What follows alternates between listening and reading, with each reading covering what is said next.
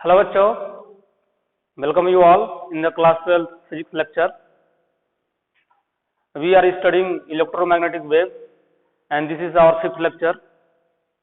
देखिए पिछली क्लास में मैंने आपको इलेक्ट्रोमैग्नेटिक वेव के इक्वेशन के बारे में बताया था कि इलेक्ट्रोमैग्नेटिक वेव का इक्वेशन कैसे राइट करा जाता है, जो कि जिसका जनरल फॉर्म क्या था। अगर उसको राइट करा हम तो उसको डिस्प्लेसमेंट के फॉर्म में लिखते थे, इलेक्ट्रिक फील्ड और मैग्नेटिक फील्ड का डिस्प्लेसमेंट के फॉर्म में। दैट मीन्स अगर इलेक्ट्रिक फील्ड का इक्वेशन कुछ ऐसे लिखूं और मैग्नेटिक फील्ड का इक्वेशन कुछ ऐसे लिखूं तो जो हमारा इक्वेशन हो जाएगा किसके टर्म में हो जाएगा, एक्स के टर्म में हो जाएगा। दैट मीन्स अगर ई वाई को लिखना चाहें तो हम क्या लिख सकते हैं, E naught sine omega T plus minus के एक्स, ठीक है, एक्स में हो जाएगा।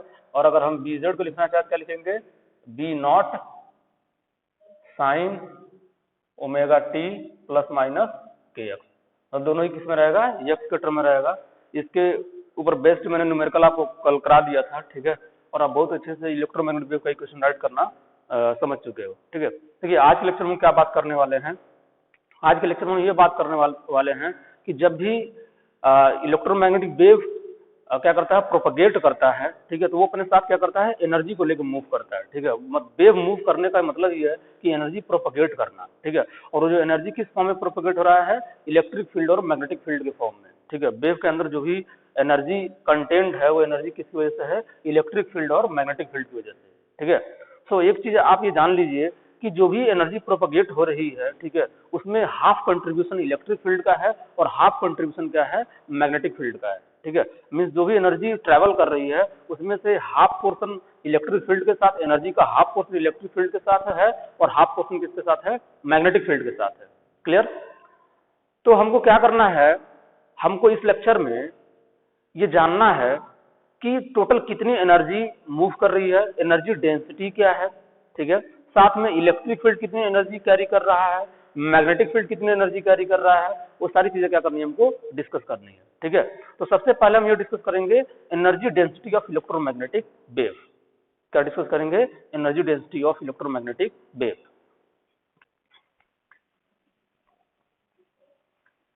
सो our topic is energy density of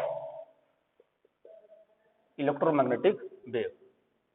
तो सबसे पहले हमको एनर्जी कैलकुलेट करना पड़ेगा। क्या करना पड़ेगा, एनर्जी कैलकुलेट करना पड़ेगा, तभी हम एनर्जी डेंसिटी निकाल पाएंगे, ठीक है। अच्छा, अगर आप देखिए तो जो इलेक्ट्रोमैग्नेटिक वेव है वो कहां से प्रोड्यूस हो रहा है, एलसी सर्किट से। किससे प्रोड्यूस हो रहा है, एलसी सर्किट से। एलसी सर्किट में जब एनर्जी ऑसिलेट कर रहा है या फिर बोले चार्ज ऑसिलेट कर रहा है, एक्सिलेट कर रहा है, वहीं से क्या प्रोड्यूस हो रहा है, आपका इलेक्ट्रोमैग्नेटिक वेव प्रोड्यूस हो रहा है, वहीं से एनर्जी जनरेट हो रही है।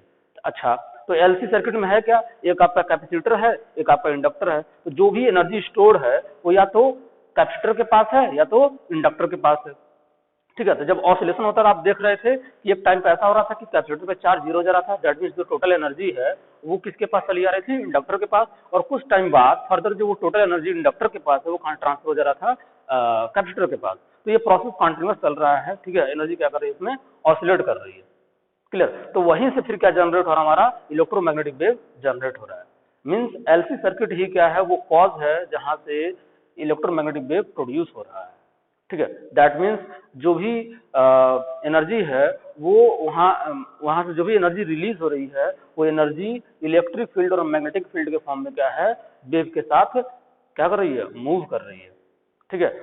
तो सबसे पहले हमको क्या करना होगा, देखना होगा कि कैपेसिटर और इंडक्टर के पास कितनी एनर्जी स्टोर्ड है, ठीक है।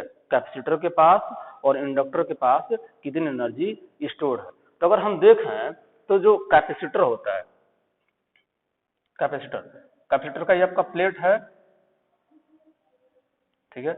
इसके बीच का डिस्टेंस कुछ डी होगा, इसके ऊपर कुछ चार्ज क्यू होगा या प्लस क्यू होगा, माइनस क्यू होगा, ठीक है, वो सारी चीजें। तो कैपेसिटर, अच्छा, इसका कैपेसिटेंस अगर सी है तो इसके पास कितनी एनर्जी होती है। अगर हम बात करें एनर्जी इसकी कैपेसिटर का यू, ठीक है, एनर्जी ऑफ कैपेसिटर यू, तो क्या हो जाएगा, हाफ सी वी स्क्वायर। क्या हो जाएगा, हाफ सी वी स्क्वायर। अच्छा, इस हाफ सी वी स्क्वायर को आप फर्दर क्या कर सकते हो, यहाँ पे कैपेसिटेंस का फॉर्मूला अप्लाई कर सकते हो। सी इक्वल टू क्या होता है, epsilon not a by D, where D is the distance between the plates of the capacitor and A is the area of plate of the capacitor, ठीक है, and epsilon is the permittivity of the free space, क्या है, free space की vacuum क्या है, permittivity है। सो यहाँ से अगर हम वैल्यू यहाँ पे पुट करें तो क्या हो जाएगा, हाफ, और इसको यहाँ पे पुट कर दीजिए तो हो जाएगा epsilon A upon D, clear. अच्छा, उसके बाद फर्दर जो पोटेंशियल है, पोटेंशियल को भी हम क्या कर सकते हैं, इसको सब्स्टिट्यूट कर सकते हैं। कहाँ से पोटेंशियल कैसे सब्स्टिट्यूट करें, आप जानते हो कि अगर इलेक्ट्रिक फील्ड यूनिफॉर्म है तो V इक्वल टू क्या लिख सकते हैं, E इंटू डी लिख सकते हैं, क्या लिख सकते हैं, V equal to E into d. So क्या कर लीजिए आप, इस V की जगह पे E इंटू डी पुट कर लीजिए, ठीक है। तो E क्या है, इनके बीच में जो इलेक्ट्रिक फील्ड एग्जिस्ट कर रहा है कैपेसिटर के बीच में, वो हम उसको इलेक्ट्रिक फील्ड बोल रहे हैं, वही वो E है, ठीक है। तो वो E और D का मल्टीप्लीकेशन का क्या हो जाएगा, होल स्क्वायर, क्लियर। तो यहां से ये क्या हो जाएगा, half epsilon A by D into E square D square, क्या हो जाएगा, E स्क्वायर D स्क्वायर। अब देखिए एक D से एक D क्या हो गया, कैंसल, क्या हो गया, कैंसल। सो ये फॉर्मूला किसमें कन्वर्ट हो गया, हाफ एप्सिलॉन E स्क्वायर, ए को आप यहाँ कर लीजिए इंटू डी। ये निकल गया कैपेसिटर के पास कितनी एनर्जी स्टोर्ड है in terms of area of plate and distance between the plate के टर्म में, ठीक है। इवन इलेक्ट्रिक फील्ड के टर्म में भी है, साथ में उनके बीच में क्या मीडियम उसके भी टर्म में है। सो अगर हम यहाँ पे क्या निकालना है, कैपेसिटर का जो प्लेट है, ठीक है, जो कैपेसिटर का प्लेट है यहाँ पे इसकी कितनी एनर्जी है, ठीक है, एनर्जी डेंसिटी क्या है, ठीक है। एनर्जी डेंसिटी क्या है, एनर्जी पर यूनिट वॉल्यूम, क्या क्या बोलते हैं उसको, एनर्जी पर यूनिट वॉल्यूम। तो एनर्जी पर यूनिट वॉल्यूम क्या हो जाएगा, अगर हमें एनर्जी पर यूनिट वॉल्यूम करना है तो क्या करना, हम इसको, इस वैल्यू को, जहाँ वैल्यू लिखा हुआ है इसको हम वॉल्यूम से डिवाइड करते हैं, ठीक है, यह वॉल्यूम से डिवाइड करते हैं। तो वॉल्यूम से डिवाइड करेंगे इसका जो इसके अंदर जो वॉल्यूम है कितना हो जाएगा, ये एरिया मल्टीप्लाइड बाई ये क्या चीज, distance, area multiplied by distance. भाई अगर किसी आपको क्यूबॉइड का वॉल्यूम निकालना है तो क्या कर सकते हो, बेस का एरिया ले लो और उसकी हाइट ले लो, बेस का एरिया ले लो और उसका हाइट ले लो, क्या कर लो, उससे मल्टीप्लाई कर लो। बेस का एरिया और हाइट लेके क्या कर सकते हो, मल्टीप्लाई कर सकते हो। तो अगर बेस का एरिया और हाइट ले लो तो क्या बोल जाएगा, वॉल्यूम। तो दैट मीन्स अगर हम उसको क्या बोल रहे हैं, उसको हम एनर्जी डेंसिटी क्या बोल रहे हैं, यू बाई वी को क्या बोल रहे हैं हम लोग, एनर्जी डेंसिटी, क्या बोल रहे हैं, एनर्जी डेंसिटी। तो एनर्जी डेंसिटी क्या हो जाएगा, अब U की वैल्यू क्या है, तो अगर एनर्जी डेंसिटी को हम क्या कर रहे हैं, UE से रिप्रेजेंट करें, किससे रिप्रेजेंट करें, UE से, ठीक है। Energy density due to electric field, ठीक है, energy density due to, UE का मतलब क्या है, small U, energy density due to electric field, मतलब कि कैपेसिटर के प्लेट्स के अंदर कितनी एनर्जी डेंसिटी है वो हम कैलकुलेट करने की कोशिश कर रहे हैं। तो वो अगर हम कैलकुलेट करेंगे तो कितनी आ जाएगी ये वैल्यू, अगर हम देखेंगे तो आ जाएगा हाफ एप्सिलॉन E स्क्वायर। क्यों, क्योंकि ये देखिए ये हो जाएगा ये डिवाइडेड बाई वॉल्यूम, तो हो जाएगा हाफ एप्सिलॉन E स्क्वायर ए अब multiplied by D upon area volume we.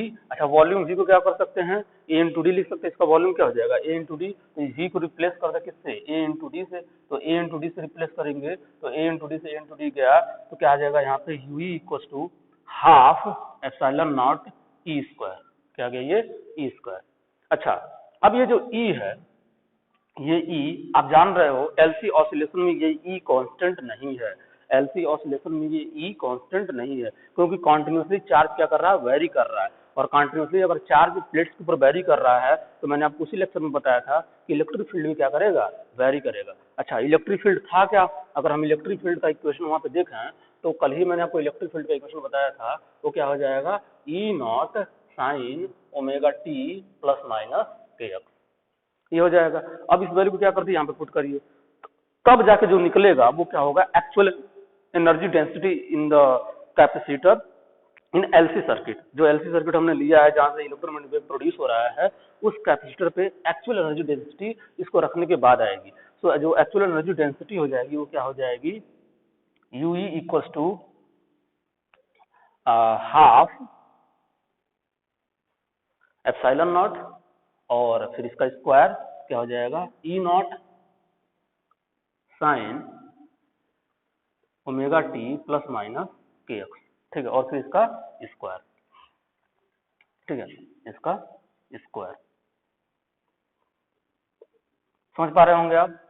अच्छा, अब इसको फर्दर आप ओपन करेंगे, ये हो जाएगा half epsilon naught E naught whole square sine square omega T plus minus के एक्स। ठीक है, तो ये हो गया हमारा एनर्जी डेंसिटी, जो कि क्या कर रहा है, वेरी कर रहा है। क्या कर रहा है, एनर्जी डेंसिटी। एनर्जी डेंसिटी खुद कैपेसिटर में क्या कर रहा है, वेरी कर रहा है। बट हमको अगर एक पर्टिकुलर वैल्यू चाहिए, अगर हमसे कोई पूछेगा, ठीक है, तो हम ऑन एवरेज वैल्यू बताते हैं। क्या करते हैं, ऑन एवरेज वैल्यू। क्लियर। अगर हमसे पूछा जाएगा तो हम क्या करेंगे, क्योंकि कॉन्टिन्यूसली वेरी कर रहा है, यानी हमको क्या गिवन होना चाहिए, टाइम गिवन होना चाहिए। क्या गिवन होना चाहिए, टाइम। इस पर्टिकुलर टाइम पे उस कैपेसिटर में क्या एनर्जी स्टोर है, उसकी एनर्जी डेंसिटी क्या है, वो तब हम बता पाएंगे। अदरवाइज हमको क्या करना पड़ेगा, एवरेज वैल्यू बताना पड़ेगा। क्या बताना पड़ेगा, एवरेज वैल्यू। तो अगर हमको सिर्फ एनर्जी डेंसिटी पूछी जा रही है, क्या पूछी जा रही है, एनर्जी डेंसिटी, तो क्या करना पड़ेगा, हमको फर्दर इसका एवरेज लेना पड़ेगा। क्या करना पड़ेगा, एवरेज। दैट मीन्स हमको निकालना पड़ेगा यूई एवरेज। क्या निकालना पड़ेगा, यूई एवरेज। अच्छा, एवरेज कैसे निकालते हैं, मैं एवरेज कैसे निकालता हूँ, क्योंकि ये साइन फंक्शन है। कैसा फंक्शन है, साइन फंक्शन। और मैं आपको इसी सर्किट में बता चुका हूँ, साइन स्क्वायर टाइप का जो फंक्शन होता है, उसका जो एवरेज होता है क्या होता है, हाफ होता है। क्या होता है, हाफ। तो उस कॉन्सेप्ट से आप क्या कर सकते हो, half multiplied by epsilon naught E naught whole square multiplied by half. क्योंकि इसका एवरेज कितना हो गया, हाफ हो गया। इसका जब एवरेज निकालेंगे तो ये तो कांस्टेंट वैल्यू है सारी, भाई E naught constant, epsilon constant, half constant. तो जब इसका एवरेज करेंगे तो ये एवरेज क्या हो जाएगा, बाहर आ जाएगा। मतलब वो कांस्टेंट एज ए कांस्टेंट बाहर आ जाएगा, और इसका एवरेज क्या हो जाएगा, हाफ। तो ओवरऑल ये जो आएगी वैल्यू हो जाएगी 1/4 epsilon naught E naught square. This is the U average, this is the U average due to electric field. ठीक है, इलेक्ट्रिक फील्ड की वजह से जो एनर्जी डेंसिटी है वो आपको कैलकुलेट होके आ गई। ठीक है, अभी मैंने कुछ देर पहले ही आपको बताया, जैसे लेक्चर स्टार्ट हुआ था, कि जो एनर्जी स्टोर है इलेक्ट्रोमैग्नेटिक वेव के अंदर, जो एनर्जी लेकर वो कैरी कर रहा है, ठीक है, वो हाफ एनर्जी किसके पास होती है, मैग्नेटिक फील्ड के पास होती है। हाफ एनर्जी किसके पास होती है, कैपेसिटर वो इलेक्ट्रिक फील्ड के पास होती है। तो इलेक्ट्रिक फील्ड कहाँ जनरेट हुआ, कैपेसिटर के अंदर। तो उस कैपेसिटर कॉन्सेप्ट यूज करके हमने इलेक्ट्रिक फील्ड की एनर्जी डेंसिटी निकाल ली। ठीक है, एनर्जी की इलेक्ट्रिक फील्ड की वजह से एनर्जी डेंसिटी कितनी होगी। अब साथ में क्या कर लें हम, मैग्नेटिक फील्ड की भी क्या करना है, एनर्जी डेंसिटी निकालना है। तो मैग्नेटिक फील्ड की जो एनर्जी डेंसिटी निकालेंगे तो क्या करना पड़ेगा, हमको इंडक्टर का कॉन्सेप्ट यूज करना पड़ेगा। क्या करना पड़ेगा, इंडक्टर का कॉन्सेप्ट यूज करना पड़ेगा। ठीक है, क्योंकि इंडक्टर के एनर्जी के अंदर एनर्जी स्टोर होगी। अच्छा, इंडक्टर के अंदर कितनी एनर्जी स्टोर होती है, तो अगर हम ये इंडक्टर ले लें, ठीक है, ये इंडक्टर एक सोलेनॉइड ही है। इंडक्टर के अंदर कितनी एनर्जी स्टोर होगी, वो कितनी होती है, हाफ एल आई स्क्वायर। तो अगर इसमें आई करंट जा रहा, ठीक है, इसमें आई करंट जा रहा, इसका इंडक्टर का लेंथ कितना है, क्या है आपका, समथिंग कुछ एल है। ठीक है, और इसका इंडक्टेंस कैपिटल एल है। तो इसके अंदर जो एनर्जी स्टोर होती है, ठीक है, जो एनर्जी स्टोर होती है यू होती है हाफ एल आई स्क्वायर। क्या होती है, half L I square, half. अच्छा, ये जो एल है वो एल क्या है, एल आपका सेल्फ क्या है, इंडक्टेंस। क्या है, एल आपका सेल्फ इंडक्टेंस। और जो सेल्फ इंडक्टेंस की वैल्यू होती है वो क्या होती है, mu naught N square pi are square into L. ठीक है, तो एल की वैल्यू क्या हो जाएगी, mu naught N square pi are square into L. ठीक है, बात समझ पा रहे हो ना। ये पूरी की पूरी वैल्यू किसकी है, ये पूरी की पूरी वैल्यू है आपका इंडक्टेंस की, सेल्फ इंडक्टेंस की। जो आपका इंडक्टर है उस इंडक्टर के सेल्फ इंडक्टेंस की ये वैल्यू है, और मल्टीप्लाइड बाय क्या है आपका, आई स्क्वायर। अच्छा, इस आई स्क्वायर को फर्दर क्या कर सकते हैं, चेंज कर सकते हैं, क्योंकि इसके अंदर जो मैग्नेटिक फील्ड जनरेट होगा इसके अंदर, उसकी वैल्यू क्या होती है, म्यू नॉट एन आई होती है। क्या होती है, म्यू नॉट एन आई होती है। तो यहाँ से हम चाहें तो आई को क्यों क्यों ऐसा कर रहे हैं, सब क्यों कर रहे हैं, वो इस वजह से कर रहे हैं क्योंकि यहाँ पे हमको मैग्नेटिक फील्ड का टर्म लाना है। क्या लाना है, मैग्नेटिक फील्ड का टर्म लाना है। ठीक है, सो यहाँ से क्या हो जाएगा, I equal to B upon mu naught N. क्या हो जाएगा, B upon mu naught N. Clear, ठीक। अब इसको पुट कर दीजिए यहाँ पे, जैसे ही पुट करेंगे तो हो जाएगा half mu naught N square pi are square L. ये सब वैल्यू क्या है, एन है number of turn per unit length. ठीक है, आर इसे जो सोलेनॉइड बन रहा है, जो उसमें सर्कुलर पार्ट है उसका रेडियस है, एल सोलेनॉइड का लेंथ है। ठीक है, अच्छा, अब यहाँ से वैल्यू पुट कर दीजिए, क्या हो जाएगा, बी का स्क्वायर। क्या हो जाएगा, बी का square into mu not square ठीक है, इंटू एन स्क्वायर। ठीक है, तो ये देखिए एन स्क्वायर से एन स्क्वायर गया, म्यू नॉट से एक म्यू नॉट गया। ठीक है, और क्या बच गया, ये बच गया half half pi are square into l B square upon mu naught. ठीक है, ये तो बचेगा, देखिए pi are square l upon mu naught. अब ये है एनर्जी, ये है total energy stored in the inductor. हमको क्या चाहिए, एनर्जी डेंसिटी चाहिए। क्या चाहिए, एनर्जी डेंसिटी। तो अगर एनर्जी डेंसिटी चाहिए तो क्या करना पड़ेगा हमको, इसको इसके वॉल्यूम से डिवाइड करना पड़ेगा। अब इसका वॉल्यूम क्या हो जाएगा, भैया सिलेंडर एक तरह से सिलेंडर एज्यूम कर सकते हो।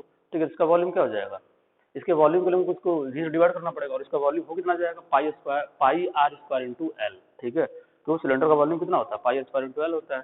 तो अगर आप इसको v से डिवाइड करोगे, that means pi are square L से डिवाइड करोगे, तो क्या बन जाएगा, अगर हम बोले इसको U B average, sir U B बोला, स्मॉल यू बी, अभी एवरेज नहीं निकाला है, तो स्मॉल यू बी बोला तो क्या हो जाएगा, ये स्मॉल यू बी है, ये हो जाएगा आपका हाफ, और पाई स्क्वायर एल क्या हो जाएगा, कैंसिल आउट हो जाएगा, तो बचेगा ऊपर क्या बचेगा, B square upon mu naught. क्या बचेगा, B square into mu naught. Clear, इतनी बात आई थिंक सबको समझ में आ गई होगी। ठीक है, अब थोड़ा सा हम लोग और देखते हैं, मूव करते थोड़ा आगे। ठीक है, और उसको फर्दर कैलकुलेट करने की कोशिश करते हैं। इसको मैं हटा दे रहा हूँ।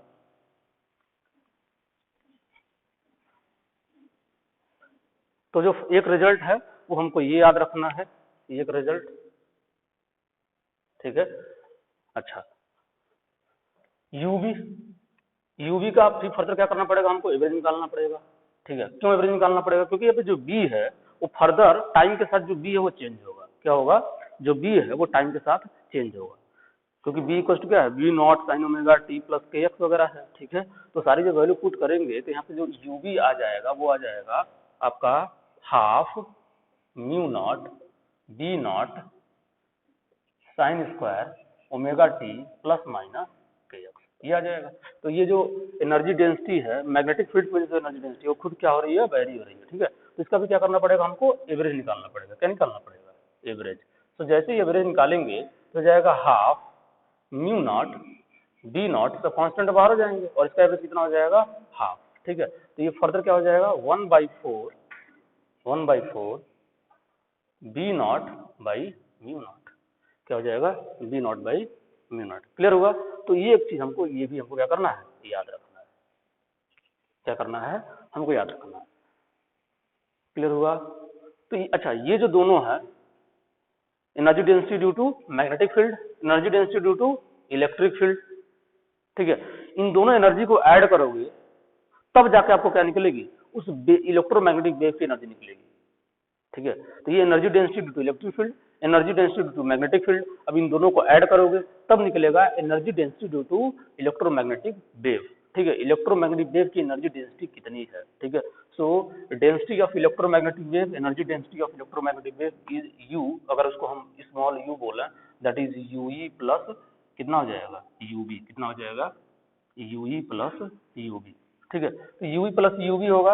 अब यूई प्लस यूबी होगा तो क्या कर लीजिए, उसको यहाँ पे पुट कर लीजिए, तो हो जाएगा 1/4 epsilon naught E naught square plus 1/4 B naught by mu naught. क्या हो जाएगा, अच्छा ये बी नॉट स्क्वायर होगा, सॉरी, क्योंकि जैसे आप स्क्वायर करेंगे तो इसका भी स्क्वायर होगा, तो ये स्क्वायर। ठीक है, ये सब स्क्वायर आने वाला है, क्या आने वाला है, स्क्वायर आने वाला है। ठीक है, तो यहाँ भी क्या आ जाएगा, ये स्क्वायर आ जाएगा। क्लियर।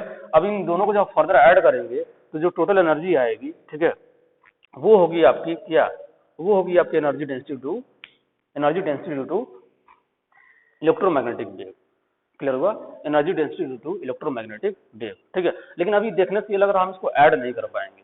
क्या लग रहा है, देखने से ये लग रहा है कि दोनों बिल्कुल अलग अलग हैं, इनको हम ऐड नहीं कर पाएंगे। ठीक, अब देखिए फर्दर एक चीज मैं आपको बताना चाहूंगा। मैं लेक्चर की स्टार्टिंग में बताया हूं कि जो भी एनर्जी डेंसिटी होता है, एनर्जी होता है, दोनों के पास सेम होती है। दोनों के पास क्या होती है, सेम। दैट मीन्स ये एनर्जी आपस में क्या है, इक्वल है। ये एनर्जी और ये एनर्जी क्या है, आपस में इक्वल है। अब हमको ऐसे एब्जॉर्ब हो नहीं रहा है। ठीक है, चलिए इसको प्रूफ करते हैं कि एनर्जी आपस में इक्वल कैसे है। ठीक है, एनर्जी तब तक, क्योंकि जब तक हम ये प्रूफ नहीं करेंगे तब तक हम उसको ऐड नहीं कर पाएंगे। ठीक है, इसको अब कैसे प्रूफ किया जाए, कि ये दोनों क्या हैं, इक्वल है। दैट मीन्स हम ये कहना चाह रहे हैं कि U V average equals to U V average. This is not mu U, small U average. ठीक, तो ये हमको प्रूफ करना है।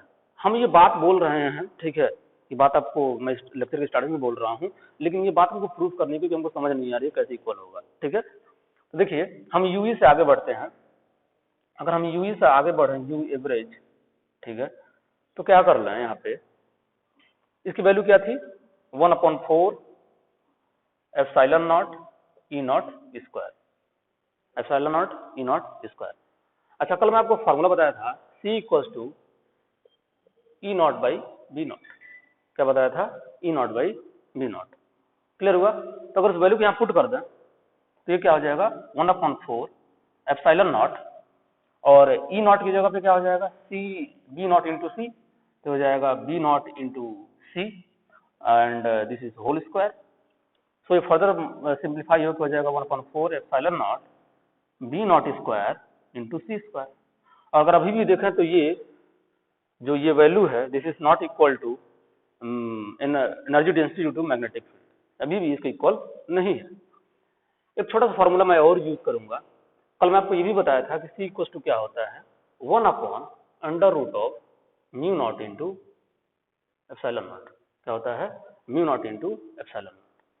ठीक है, mu naught into epsilon naught. तो अगर उसको यहाँ पुट कर लें, क्या करना, पुट करना, तो 1/4 epsilon naught B naught whole square into, उसका स्क्वायर करेंगे तो 1/√, हट जाएगा, क्या जाएगा, म्यू नॉट ई नॉट। ठीक है, देखिए ई नॉट से ई नॉट गया तो क्या हो गया आपका, ये हो गया 1/4 B naught square upon mu naught. ठीक है, which is equal to u average. ठीक है, energy density due to magnetic field. So ये बात प्रूफ हो गई कि दोनों क्या है, आपस में इक्वल है। क्या है, दोनों आपस में इक्वल। अब इस लॉजिक का, इस कॉन्सेप्ट का यूज करके, ठीक है, जो कि मैं स्टार्टिंग में बोल दिया था, मैंने आपको आपके सामने प्रूफ कर दिया। ठीक है, अब इस लॉजिक का यूज करके क्या करेंगे, हम उसको ऐड कर लेंगे। क्लियर हुआ? और जैसे ही ऐड करेंगे तो हम क्या कर सकते हैं, इसको कन्वर्ट कर सकते हैं, हम इसको ये बोल सकते हैं, इसको ये बोल सकते हैं। ठीक है, तो ये हो जाएगा 1/4 epsilon naught E naught square plus, इस 1/4 को फर्दर क्या बोल सकते हैं, 1/4 epsilon naught E naught square. So 1/4 को कितना हो जाएगा, 1/2। So this will become E naught, sorry epsilon naught E naught square. This is u, this is u. Clear हुआ? अब देखिए फर्दर हम क्या कर सकते हैं, इस चीज को, इस मैग्नेटिक फील्ड को भी क्या कर सकते हैं, मतलब इस इलेक्ट्रिक फील्ड वाले को भी क्या कर सकते हैं, हम लोग कन्वर्ट कर सकते हैं। क्या कर सकते हैं, कन्वर्ट कर सकते हैं। क्लियर? तो यहां से इस u को हम लोग फर्दर कुछ ऐसे और लिख सकते हैं। हम b को रहने दें, तो u को कन्वर्ट करना, तो u को कन्वर्ट कर लेंगे क्या हो जाएगा, 1/4 b not square mu not plus 1/4 वो ऑलरेडी है, b not square upon mu not. So this will become half of b not square upon mu not. So u is again half of b naught square upon mu naught. So we can say that u equals to half of b naught square upon mu naught, and this is also equals to half of epsilon naught e naught square. ठीक है, ये हम बात बोल सकते हैं। Clear हुआ? ये बात आपको समझ बहुत इंपॉर्टेंट है, आपको ध्यान रखना है। ये दोनों क्या होंगे, आपस में इक्वल होंगे, मैं आपको प्रूफ कर दिया। ठीक है, साथ में मैं ये भी बोल सकता हूँ, कुछ ऐसे भी इसको लिख सकता हूँ, u equals to half of U E average, half of U E average. ठीक है, एंड सॉरी, इसको कुछ ऐसे कर सकता हूँ, U E average equals to half of U. क्यों? देखिए जैसे यू में आए आप हाफ मल्टीप्लाई करेंगे क्या हो जाएगा, 1/4। तो यूवी एवरेज क्या था, 1/4 था ना, 1/4 कहाँ लिखा मैंने, यहाँ लिखा है, हाँ 1/4 epsilon naught E naught square. तो जैसे ही जो u की वैल्यू है, u की वैल्यू क्या है, u की वैल्यू आपकी ये, तो u की वैल्यू जैसे हाफ से मल्टीप्लाई करेंगे क्या हो जाएगा, ये मिल जाएगा। सिमिलरली आप क्या करेंगे, आप इसको ऐसे भी लिख सकते हैं कि U B average is also equal to half of u, ठीक है। तो इसमें जैसे आप हाफ से मल्टीप्लाई करेंगे तो क्या मिल जाएगा आपको ये वैल्यू मिल जाएगी। क्लियर हुआ। सो हमको एक बात समझ में आ गई कि जो एनर्जी डेंसिटी इलेक्ट्रोमैग्नेटिक वेव की, the energy density of electromagnetic wave is half of E naught epsilon naught E naught square और half of V naught square upon u naught, ठीक है। And u E average is half of u and u V average is half of u. तो दोनों क्या होंगे, आपस में दोनों इक्वल होंगे, यानी जो टोटल एनर्जी है वो हाफ एनर्जी इलेक्ट्रिक फील्ड के फॉर्म में है, हाफ एनर्जी मैग्नेटिक फील्ड के फॉर्म में क्या है, स्टोर है, और वो ऐसे मूव कर रहा है। क्लियर हुआ, आई थिंक सबको क्लियर हो चुका होगा। नेक्स्ट कॉन्सेप्ट देखिए, नेक्स्ट कॉन्सेप्ट हमको डिस्कस ये करना है कि इंटेंसिटी ऑफ इलेक्ट्रोमैग्नेटिक वेव क्या है, इलेक्ट्रोमैग्नेटिक वेव की इंटेंसिटी क्या होती है, इंटेंसिटी ऑफ इलेक्ट्रोमैग्नेटिक वेव, ठीक है। अब ये क्या होता है, कैसे डिफाइन करेंगे इसको, चलिए इसको देखते हैं हम लोग। आई थिंक ये आपको बहुत अच्छे से क्लियर हो चुका है, ठीक है, कि एनर्जी डेंसिटी कैसे कैलकुलेट हो जाए इलेक्ट्रोमैग्नेटिक वेव का। तो अगर इलेक्ट्रोमैग्नेटिक वेव का एनर्जी डेंसिटी हमको पता है, ठीक है, तो हम एनर्जी इन गिवन वॉल्यूम भी क्या कर सकते हैं, पता कर सकते हैं। मतलब आप ये पूछोगे सर एनर्जी डेंसिटी इतना इंपॉर्टेंट क्यों है, एनर्जी डेंसिटी इंपॉर्टेंट इसलिए है क्योंकि हमको किसी भी गिवन वॉल्यूम में अगर हमको एनर्जी कैलकुलेट करनी है इलेक्ट्रोमैग्नेटिक वेव का, तो बस उसका उस वॉल्यूम से मल्टीप्लाई कर देंगे और उस वॉल्यूम में कितनी इलेक्ट्रोमैग्नेटिक वेव की कितनी एनर्जी स्टोर है वो हमको पता लग जाएगा। Clear.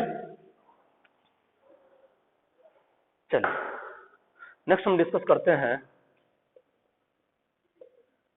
Intensity of electromagnetic wave, intensity of electromagnetic wave. तो जो इलेक्ट्रोमैग्नेटिक वेव की इंटेंसिटी है उसको हम लोग आई से रिप्रेजेंट करते हैं, किससे रिप्रेजेंट करते हैं, आई से, और ये डिफाइन होता है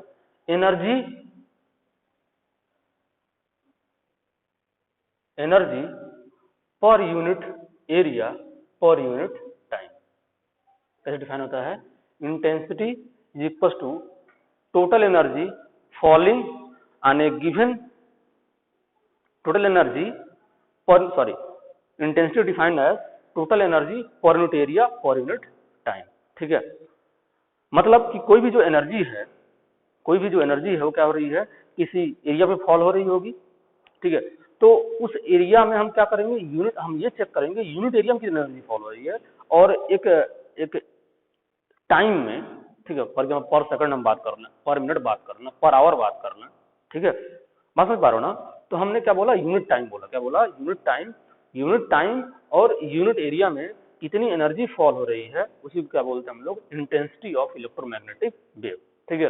सो अगर हम ये बोला कि यूनिट एरिया और यूनिट टाइम में, ठीक है, क्या हो रही होगी, मैक्सिमम एनर्जी फॉल हो रहेगी, क्या हो रही होगी, मैक्सिमम एनर्जी फॉल हो रहेगी, तो क्या होगी, इंटेंसिटी ज्यादा होगी। मतलब कि यूनिट एरिया और यूनिट टाइम में अगर एनर्जी की जो वैल्यू होगी जितनी ज्यादा होगी, एनर्जी की वैल्यू क्या होगी, जितनी ज्यादा होगी, ठीक है, हम क्या बोल सकते हैं कि जो इंटेंसिटी होगी वो उतनी ही ज्यादा होगी। ये क्या है, एनर्जी ऑफ इलेक्ट्रोमैग्नेटिक वेव, ठीक है। यहाँ पे मैंने स्मॉल यू नहीं लिखा हुआ है, क्या नहीं लिखा हुआ है, स्मॉल यू नहीं लिखा हुआ है, ठीक है। सो यहाँ पे जब भी हमको इलेक्ट्रोमैग्नेटिक वेव की एनर्जी निकालनी पड़ेगी तो क्या करना पड़ेगा, हमको वॉल्यूम से मल्टीप्लाई करना पड़ेगा, क्या करना पड़ेगा, वॉल्यूम से मल्टीप्लाई करना पड़ेगा, क्योंकि हमको एनर्जी ऑफ, जब भी इलेक्ट्रोमैग्नेटिक वेव की एनर्जी चाहिए तो हमको पहले वॉल्यूम चाहिए, कितने वॉल्यूम में हमको एनर्जी चाहिए, तब जाके हम उस वॉल्यूम में एनर्जी निकाल पाएंगे। क्लियर हुआ। चलिए तो हम एज्यूम करते हैं, ये बात आपको आई थिंक समझ में आ चुकी है। अच्छा, ये चीज ध्यान रखना है, जो भी एनर्जी फॉल होना है, तो जो भी एनर्जी फॉल होना है वो क्या होना है, जो एरिया है उस एरिया का परपेंडिकुलर फॉल होना चाहिए, जो वेव प्रोपगेशन है उसका डायरेक्शन होना चाहिए, ठीक है। Energy should be falling in the direction of wave propagation and the area should be perpendicular to the wave propagation, ठीक है, तब जाके इंटेंसिटी कुछ ऐसा डिफाइन होता है। तो इसमें बहुत सी चीजें हिडन है, वो आपको ध्यान रखनी है कि जो एनर्जी फॉल हो रही है वो एरिया पे क्या हो रही है, परपेंडिकुलर फॉल हो रही है, या फिर ये बोला कि जो हमारा वेव प्रोपगेशन है वो एरिया, जो एरिया है उस एरिया के परपेंडिकुलर है। क्लियर हुआ? चलिए हम ये मान लेते हैं कि ये हमारा जो है ये एरिया गिवन है, ये हमारा, ठीक है, ये हमारा क्या है, एक एरिया गिवन है, ठीक है, और यहाँ से क्या हो रहा है, एक इलेक्ट्रोमैग्नेटिक वेव जो है सिलेंड्रिकल फॉर्म में जा रहा है। क्या हो रहा है, जो इलेक्ट्रोमैग्नेटिक वेव है वो समथिंग सिलेंड्रिकल फॉर्म में जा रहा है, ठीक है, यहाँ से जो एनर्जी है वो सिलेंड्रिकल फॉर्म में ऐसे जा रहा है एनर्जी, ठीक है। तो ये वो एरिया है जिस एरिया पे क्या हुआ है, ये वो एरिया ए है जिस एरिया ए पे क्या हुआ, जो हमारी एनर्जी वो फॉल हुई है, ध्यान समझिएगा। तो एनर्जी यहाँ से क्या हो रही है, प्रोपेगेट कर रही है, देखिए एरिया के परपेंडिकुलर है, ठीक है, और वो क्या हो रही है, इस पे फॉल हो रही है। अच्छा, मैं आपको साथ बता चुका हूँ कि जो इलेक्ट्रोमैग्नेटिक वेव होती है उसकी जो स्पीड होती है वो लाइट की स्पीड के इक्वल होती है। क्या होती है, लाइट की स्पीड के इक्वल होती है। तो अगर लाइट की स्पीड के इक्वल होती है तो हम मान सकते हैं, ठीक है, हम ये मान लें कि टी टाइम में, ठीक है, टी टाइम में कितनी एनर्जी फॉल हुई, ठीक है। तो अगर वो लाइट की स्पीड से अगर इलेक्ट्रोमैग्नेटिक वेव ट्रेवल कर रही है तो टी टाइम में उसने कितना डिस्टेंस ट्रेवल किया होगा उस इलेक्ट्रोमैग्नेटिक वेव ने, ठीक है, सी इंटू टी, ठीक है भाई। क्या होता है, D equals to V equals to D by T होता है, तो डी इक्वल्स टू क्या हो जाएगा, वी इंटू टी, वी क्या है, सी है, क्या हो जाएगा, सी इंटू टी। तो सी इंटू टी जो डिस्टेंस क्या किया इलेक्ट्रोमैग्नेटिक वेव में ट्रेवल किया।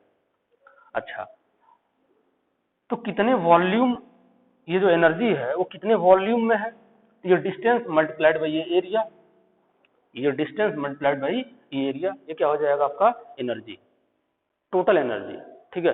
सो अब इस एक्सप्रेशन को हम क्या कर सकते हैं, समथिंग कुछ ऐसे लिख लें, टोटल एनर्जी। तो टोटल एनर्जी क्या हो जाएगा, टोटल एनर्जी हो जाएगा एनर्जी डेंसिटी, एनर्जी डेंसिटी, ठीक है, energy density multiplied by volume upon A into T. इतनी बात आपको समझ में आ रही होगी, क्योंकि जो यू है मैंने आपको ऑलरेडी बोला, ठीक है, ये स्मॉल यू क्या था, स्मॉल यू था एनर्जी अपॉन वॉल्यूम, ठीक है। तो आपको टोटल यू क्या हो जाएगा, u equal to u into ही, ठीक है, energy density multiplied by volume, तो energy density multiplied by volume, तो एनर्जी डेंसिटी, ठीक है, एनर्जी डेंसिटी क्या हो जाएगा, half epsilon naught E naught square, ठीक है, इंटू वी की जगह पे क्या हो जाएगा, वी की जगह पे हो जाएगा ए इंटू सी इंटू टी, ए इंटू सी इंटू टी, और नीचे क्या है आपका ए इंटू टी, क्या है ए इंटू टी। अब देखिए ए से ए गया, टी से टी गया, तो जो हमारा इंटेंसिटी है वो कितना हो गया, half epsilon naught E naught square into C, क्या हो गया, half epsilon naught E naught square into C. तो ये बहुत हमारा इंपॉर्टेंट फॉर्मूला है, इसको आपको क्या करना है, याद रखना है। क्लियर हुआ? तो जो हमारी इंटेंसिटी हो जाएगी तो हम बोल सकते हैं intensity of electromagnetic wave I equals to E naught epsilon naught square multiplied by epsilon naught E naught square multiplied by light of speed, speed of light. तो आई थिंक ये आपको क्लियर हो चुका है। फर्दर हम क्या कर सकते हैं, इस चीज को मैग्नेटिक फील्ड का टर्म में भी क्या कर सकते हैं, रिप्रेजेंट कर सकते हैं। इस चीज को मैग्नेटिक फील्ड का टर्म में भी क्या कर सकते हैं, रिप्रेजेंट कर सकते हैं। तो वो कैसे रिप्रेजेंट होगा, सेम वही कॉन्सेप्ट, क्या कर सकते हैं, सेम क्या कर सकते हैं हम लोग, इस u की जगह पे क्या यूज कर लें, इस u की जगह पे हम ये फॉर्मूला यूज करके ये फॉर्मूला यूज कर लें, half B naught upon mu naught, B naught square mu naught, ठीक है, into A into C into T upon A into T. तो ये से क्या हो जाएगा, कैंसिल हो जाएगा, क्या आ जाएगा आपका, यही चीज आ जाएगा, half B naught square upon mu naught multiplied by C. Clear हुआ? अच्छा, इस चीज को हम क्या बोल सकते हैं, इस चीज को हम एवरेज बोल सकते हैं, this is energy density, but this energy density is average energy density.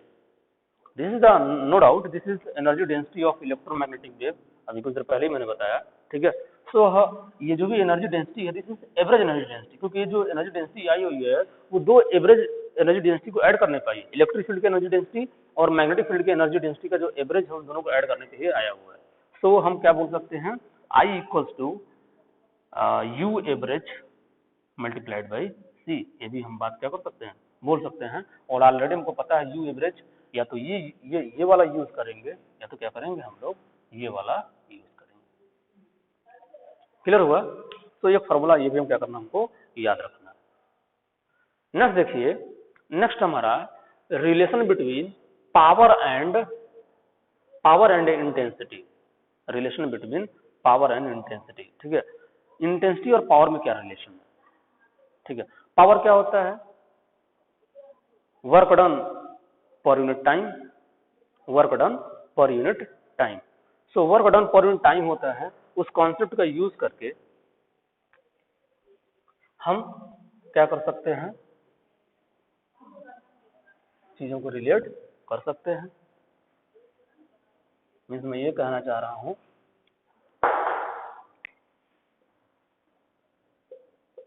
Relation between power and intensity, relation between power and intensity. तो आप ये ऑलरेडी जानते हो कि जो इंटेंसिटी आई है this is energy falling on a surface, falling energy falling perpendicular on a surface in unit time and on a unit area is called intensity ना। ठीक है, energy falling perpendicularly on a unit area in a unit time is called intensity. तो क्या हो जाएगा ए into T. अच्छा, energy क्या बोल सकते हैं, अगर आप देखो तो एनर्जी और वर्क डन दोनों का जो यूनिट होता है क्या होता है आपका सेम होता है। सो साइंस में ये माना जाता है कि हम जितना वर्क डन करते हैं हम उतना एनर्जी क्या कर सकते हैं, यूज करते हैं, उतना एनर्जी क्या करते हैं हम यूज करते हैं। उस कॉन्सेप्ट का यूज कर लें तो हम क्या बोल सकते हैं, this energy per unit time will become power. So I equal to T upon A. So I का एक और फार्मूला हो जाएगा which is T upon A, क्या हो जाएगा टी अपॉन ए। ठीक है, अब देखिए इसका भी बहुत बड़ा यूज है, इसका भी बहुत ज्यादा यूज है। फॉर एग्जांपल मान लीजिए हमारे पास एक लाइट सोर्स है, ये पॉइंट सोर्स है, पॉइंट लाइट सोर्स है। ठीक है, तो जो पॉइंट लाइट सोर्स होता है, इस पॉइंट लाइट सोर्स की प्रॉपर्टी ये है। अच्छा, इसकी यूनिट क्या हो जाएगा, अगर यूनिट की बात करेंगे तो हो जाएगा वॉट पर मीटर स्क्वायर। तो मैं इसका इंपॉर्टेंस बता रहा हूँ आपको कि इसका इंपॉर्टेंस क्या है। तो अगर आप देखिए, अगर हमारे पास कोई एक पॉइंट लाइट सोर्स है, क्या है, पॉइंट लाइट सोर्स है, तो क्या करेगा, हर डायरेक्शन में एनर्जी रेडिएट करेगा, हर डायरेक्शन में इलेक्ट्रोमैग्नेटिक वेव क्या करेगा, जनरेट करेगा, जो लाइट है।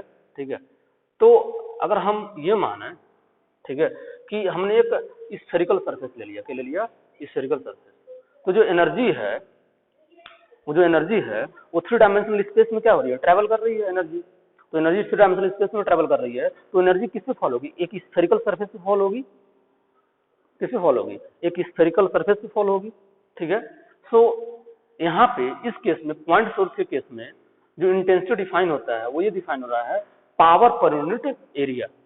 तो अगर इस पॉइंट सोर्स का पावर क्या है, ये पर यूनिट टाइम में कितनी एनर्जी जनरेट कर रहा है, ठीक है, पर यूनिट टाइम में कितनी एनर्जी जनरेट कर रहा है उसी का पावर बोल रहे हैं। तो ये पॉइंट सोर्स यूनिट टाइम में कितनी एनर्जी दे रहा है हमको, फॉर एग्जांपल कोई बल्ब है, ठीक है, तो उसका पावर हम निकालना ऑलरेडी हम जानते हैं। ठीक है, तो ये पर यूनिट टाइम में कितना एनर्जी दे रहा है हमारा, ठीक है, कितनी लाइट एनर्जी दे रहा है, क्या हो जाएगा पावर। अब वो जो पावर है, ठीक है, वो हर डायरेक्शन में क्या होगा, रेडिएट होगा, क्या होगा, हर डायरेक्शन में रेडिएट होगा। तो ये पूरा का पूरा क्या हो रहा है, ये पावर जनरेट कर रहा है। तो ये पावर पूरा क्या हो रहा है, इस सरफेस पे रिसीव हो रहा है। ये जो पावर है वो क्या हो रहा है, इस पूरे स्फेरिकल सरफेस पे रिसीव हो रहा है। तो हमको क्या करना है, हमको यूनिट एरिया में कितना पावर मिल रहा है, यानी पावर पर यूनिट एरिया, वो यहाँ पे क्या होगी, इंटेंसिटी डिफाइन होगी। ठीक है, सो यहाँ पे जो इंटेंसिटी डिफाइन होती है इस केस में पॉइंट सोर्स के कॉन्सेप्ट में सीधा सीधा क्या बोल सकते हो, power of point source upon unit area, that is 4 pi are square. तो अगर हम आर डिस्टेंस से बात कर लें, ठीक है, आर डिस्टेंस समथिंग गिवन हो आर डिस्टेंस पे, तो आर डिस्टेंस पे हमारा इंटेंसिटी क्या हो जाएगा, तो यानी यहाँ पे जो इंटेंसिटी है वो आर पे डिपेंड कर रहा है। ठीक है, आर पे क्या कर रहा है, डिपेंड कर रहा है। क्योंकि आप एक और सरफेस बना सकते हो ना, तो उसके लिए आर क्या हो जाएगा, कुछ और हो जाएगा। तो जब आप देखो तो ये 4 पाई क्या है, कांस्टेंट है। तो जैसे जैसे आप क्या करोगे, आर इंक्रीज करोगे तो आई क्या हो जाएगा, डिक्रीज हो जाएगा। क्या हो जाएगा, डिक्रीज हो जाएगा। यानी जितना ही आप दूर जाते जाओगे तो जो इलेक्ट्रोमैग्नेटिक वेव की इंटेंसिटी है वो क्या होती जाएगी, डिक्रीज होती जाएगी। क्या होती जाएगी, डिक्रीज होती जाएगी। क्लियर हुआ, समझ में आ रहा है। इसी कॉन्सेप्ट का आप देखो ना, सन से जो लाइट आ रही है, ठीक है, वो अर्थ तक आते तो क्या हो जाती है, एकदम से उसकी इंटेंसिटी डाउन हो जाती है। उसकी क्या हो जा रही है, इंटेंसिटी डाउन हो जा रही है। और वही अगर आपके जो बहुत दूर वाले प्लैनेट्स हैं, ठीक है, प्लूटो वगैरह, वहाँ बिल्कुल लाइट ही नहीं पहुंचती है। क्लियर हुआ ना। तो बहुत लॉन्ग डिस्टेंस जाने पे ठीक क्या होगा, क्योंकि सन को हम क्या मान सकते हैं, जब पॉइंट सोर्स मान सकते हैं, तो वो क्या हो रहा है, कितने डिस्टेंस पे आप उस एनर्जी की बात कर रहे हो, ठीक है, उस पर वो क्या करता है, उसका इंटेंसिटी डिपेंड करता है। क्लियर हुआ, समझ में आया ना आपको। नेक्स्ट जो कॉन्सेप्ट है वो है हमारा मोमेंटम का। क्या है, momentum, momentum of electromagnetic wave. Momentum की क्यों बात कर रहे हैं, मोमेंटम ऑफ इलेक्ट्रोमैग्नेटिक वेव। भाई वेव के पास मोमेंटम कैसे हो जाएगा, वेव के पास मोमेंटम कैसे हो जाएगा। तो अगर हम डी ब्रॉगली का हाइपोथेसिस देखें, क्या देखें, डी ब्रॉगली का हाइपोथेसिस, यानी हम बात कर रहे हैं मोमेंटम ऑफ इलेक्ट्रोमैग्नेटिक वेव। तो अगर हम लोग डी ब्रॉगली का क्या देखें, हाइपोथेसिस देखें, ऑब्जर्व करें डी ब्रॉगली का हाइपोथेसिस, तो डी ब्रॉगली का जो हाइपोथेसिस ये बोलता है कि जो कोई भी वेव है, ठीक है, कोई भी जो वेव है वो एज ए पार्टिकल भी क्या करता है, बिहेव करता है। कोई भी पार्टिकल क्या करता है, एज ए वेव बिहेव करता है। और उन्होंने उस वेव का जो वेवलेंथ है वो एच अपॉन पी से दिया था। कैसे दिया था, एच अपॉन पी से। क्लियर हुआ। सो हम यहाँ पे क्या कर सकते हैं, यहाँ पर हम क्या कर सकते हैं ना, हम उस वेव का जो मोमेंटम है वो कैलकुलेट कर सकते हैं। क्योंकि देखिए आप, जो वेव है उसका वो मोमेंटम से क्या है, रिलेटेड है। जो वेव है वो मोमेंटम से रिलेटेड है। क्लियर हुआ। और ऑलरेडी हम जानते हैं कि लाइट के पास क्या होता है, ड्यूअल नेचर होता है। लाइट के पास क्या होता है, ड्यूअल नेचर। ये मैं लाइट की बात नहीं कर रहा हूँ, बस मैं एक एग्जांपल दे रहा, ठीक है। इलेक्ट्रोमैग्नेटिक वेव के पास मोमेंटम होता है, क्योंकि जो कोई भी वेव है वो मैटर सॉरी पार्टिकल नेचर भी क्या करता है, शो करता है। तो लाइट का हम एग्जांपल दे रहे हैं, लाइट क्या करता है, पार्टिकल नेचर भी शो करता है। उस पार्टिकल होते हैं क्या बोलते हैं हम लोग, फोटॉन्स बोलते हैं। क्या बोलते हैं, फोटॉन्स। क्लियर। सो हर फोटॉन्स के पास क्या होती है, एनर्जी होती है, ठीक है। तो हम क्या कर लें, काम कर लें, अगर हम ऊपर नीचे सी से मल्टीप्लाई क्या करते हैं, ऊपर नीचे क्या करते हैं, सी से मल्टीप्लाई करते हैं। या फिर एक चीज और ऑलरेडी आप जानते हो कि ई इक्वल टू क्या होता है, ई इक्वल टू होता है आपका एच न्यू। क्या होता है, H nu. E equal to H nu होता है। जो एनर्जी है, ठीक है, वो फ्रीक्वेंसी और प्लैंक्स कांस्टेंट के ऊपर क्या करता है, डिपेंड करता है, उसको मल्टीप्लीकेशन होता है। और यहाँ से हम फर्दर क्या कर सकते हैं, इसको एच सी, इस न्यू को क्या बोल सकते हैं, क्योंकि सी क्या होता है आपका, सी इक्वल टू न्यू लेमडा होता है, न्यू लेमडा, ठीक है। सी इक्वल टू क्या होता है, न्यू लेमडा। तो न्यू इक्वल क्या हो जाएगा, सी अपॉन लेमडा, ठीक है। तो क्या कर सकते हैं इसको, सी अपॉन लेमडा, क्या हो जाएगा, एच सी अपॉन लेमडा हो जाएगा। क्या हो जाएगा, H C upon lambda. Clear हुआ इस कॉन्सेप्ट से।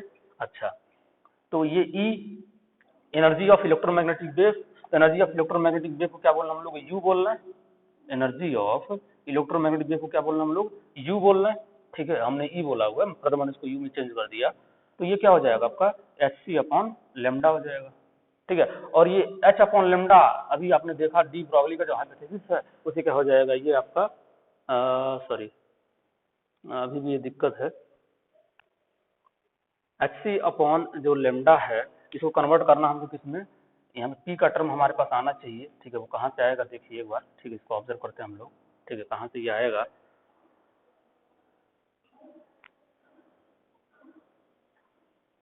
तो एक काम कर लेते हैं, यहाँ से अगर आप देखिए इस कॉन्सेप्ट से तो हम कर सकते हैं, पी को इधर कर लीजिए, पी को आप इधर कर लेंगे तो पी कोस्ट क्या हो जाएगा, एच अपॉन लेमडा। क्या हो जाएगा, एच अपॉन लेमडा। तो एच अपॉन लेमडा की जगह क्या लिख सकते हैं हम लोग, पी लिख सकते हैं। क्या लिख सकते हैं, पी लिख सकते हैं, ठीक है। तो यू कोस्ट क्या हो गया, P momentum of photon multiplied by C, ठीक है। So P equal to, P को जनरली हम इस्तेमाल में लिखते हैं, सो पी इक्वल टू क्या हो जाएगा, u by C, u by C. ये भी क्या आपको बहुत इंपॉर्टेंट फॉर्मूला है। क्लियर हुआ ना। मैंने स्टार्ट कहाँ से किया भाई, ये ऑलरेडी हम जानते हैं डी ब्रॉगली हाइपोथेसिस से कि जो इलेक्ट्रोमैग्नेटिक वेव होता है उसका वो पार्टिकल नेचर क्या करता है, शो कर सकता है। क्योंकि जो वेव को हम लोग एज ए मैटर भी एज्यूम कर सकते हैं, मैटर को एज ए वेव भी एज्यूम कर सकते हैं, डी ब्रॉगली के हाइपोथेसिस के अकॉर्डिंग, ठीक है। उस कॉन्सेप्ट से मैंने क्या कर दिया, लेमडा को एच अपॉन पी में राइट कर दिया। फिर एनर्जी को मैंने एच न्यू वाले कॉन्सेप्ट से लिख दिया, ठीक है। फिर न्यू को मैंने कन्वर्ट कर दिया इस फॉर्मूले से। फिर यहाँ पे क्या कर लिया मैंने, एच अपॉन लेमडा को मैंने कुछ राइट करना चाहा, ठीक है, और वहाँ से मैंने कन्वर्ट कर लिया, तो उसको मैं क्या कर सकता हूँ, पी लिख सकता हूँ। फिर वहाँ से मुझे मोमेंटम, जो इलेक्ट्रोमैग्नेटिक वेव का जो मोमेंटम है वो मुझे मिल गया यू अपॉन सी, ठीक है। तो आज के लेक्चर में हमने जो क्या क्या सीखा, intensity of sorry energy density of electromagnetic wave, intensity of electromagnetic wave, and what is the relation between energy density, sorry, intensity and power, and third one is momentum of electromagnetic wave. Clear? So अब इसके ऊपर कुछ numericals क्या करने हैं, हमको solve करने हैं, ठीक है। वहाँ से हमारे फंडामेंटल्स थोड़े और क्लियर होंगे।